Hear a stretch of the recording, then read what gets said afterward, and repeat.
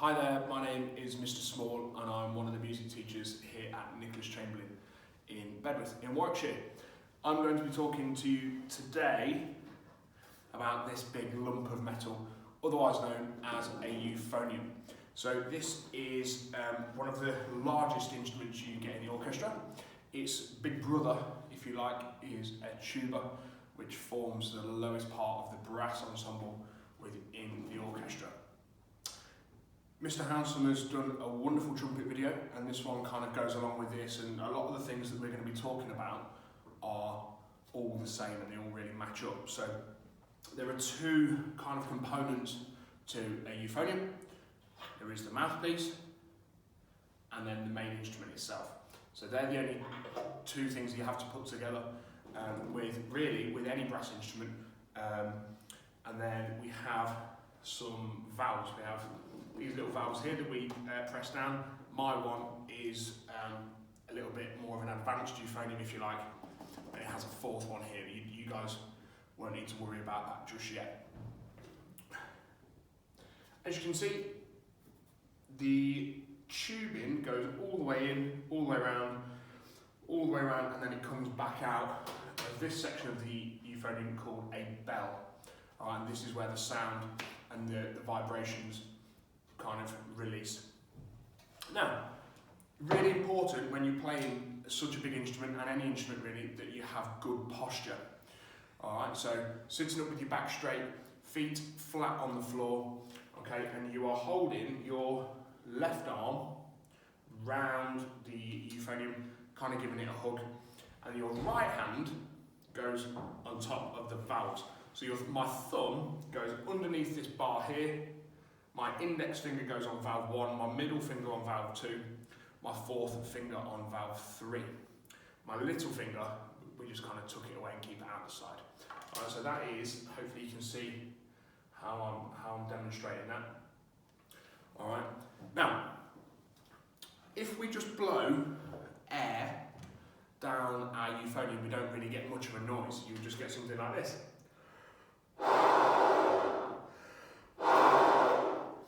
And that's because brass players use a technique called buzzing to create our sounds on our instruments. So I'll demonstrate this, first of all, just with the mouthpiece. I'll just pop my euphonium down. So buzzing is when we create kind of a formation around our mouth using our lips, all right, where we tighten them up and then we release air really fast that creates a buzzing and a vibration. So without the mouthpiece, it sounds like this. And as we move up and down in pitch, our embouchure changes and we can make it go up and down with tension. Like that. Now, once you've mastered that, you can then start doing it just on your mouthpiece. All right, so.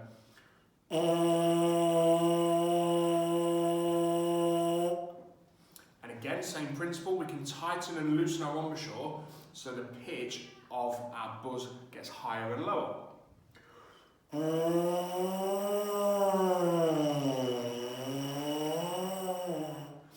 And that really is the whole principle to being able to play any brass instrument. All right, now, if we take that now to the next stage, I'll pop my mouthpiece back in and I can start buzzing and using my euphonium at the same time. So remembering my good posture, sitting up straight. So that is, all it is and then with my mouthpiece, and then into my instrument, just like that. Easier said than done when you've been practicing for many, many years. Now, we have our first note, and that is a C. A C has no valves, all right? So when we finish on C, we then go on to D, which is valves 1 and 3. E is 1 and 2. F is valve 1. And then G, similarly to C, is no valves. And that's why we need to increase the tension in our embouchure to make sure we get to that higher note.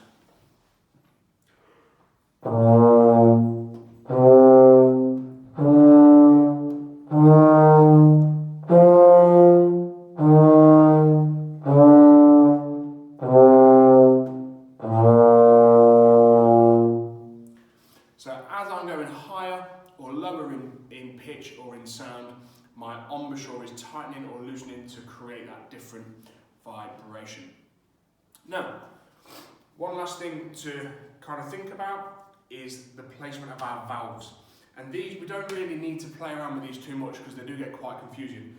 But this will help, hopefully, for you to understand how we get those different sounds by pressing these valves down. So if I undo my third valve, you'll see there are lots of little holes within that valve. And we use a valve guide, so there's a little tool on here that allows me to make sure that the valve goes back in exactly the same way. It's very, very important that all the valves in those holes are lined up. Now, what happens is that when I press different valves down, that opens and closes different paths of tubing on my euphonium. And because of that, sometimes a short pipe closes and a longer pipe will open. So because we're using more pipe, the sound then becomes lower. If we use less pipe, the sound gets higher. And that is how brass instruments work. So on an open, if we're playing a C or a G, we would play and the pipe work will work in one way. If I then go and play an E on valves 1 and 2, that will change the length of pipe and it will be shorter, and that's why we get a higher note. The other thing to think about is the use of your tongue or your use of slurring. Okay? So if I'm using my tongue, I'm using my tongue to stop and start a note. If I'm slurring, I'm just using the valves. So if I tongue a note, it's going to sound like this.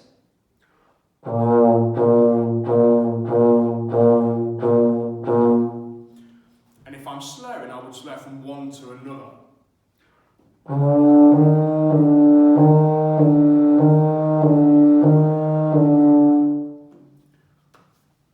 So I hope you find this all useful. Just to recap, we've got a mouthpiece, got our instrument, we buzz,